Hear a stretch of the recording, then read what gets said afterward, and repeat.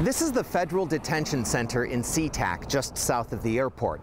It's a prison which has ties to the immigration debate playing out along the U.S. border with Mexico. The Northwest Immigrant Rights Project says there are more than 200 asylum seekers being held here, and they say many of them are parents who have been separated from their children. It's easy to drive past this facility and not even notice it, but it's part of an emotional, nationwide conversation over how to treat people who are trying to get into the U.S.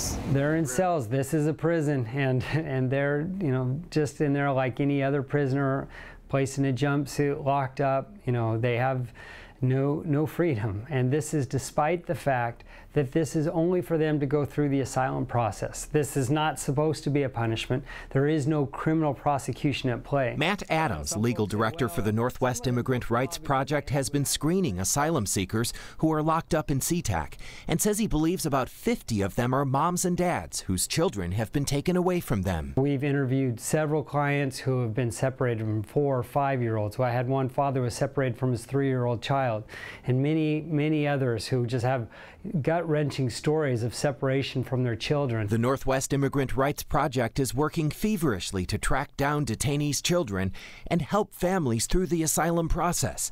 But it's still unclear what might happen next. How long this is going to drag out, we don't know. They ask us, how much longer before I see a judge, before I get to apply? When am I going to be able to be back with my child?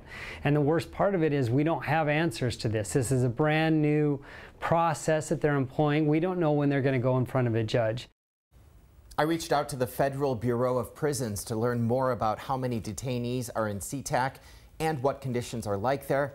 I've not heard back. The Northwest Immigrant Rights Project is recruiting all the help they can get during this very busy time. They're looking for attorneys who speak Spanish, also interpreters, and they're planning a public meeting tomorrow morning at St. Mark's Episcopal Cathedral in Seattle to figure out what to do next. So Ted, what about everyday people? What can we do about this? Well, I asked the immigrant rights groups about that, and they say the best thing people can do, no matter what your politics are, where you stand on this issue, the best option now is to contact your local elected leaders, members of Congress.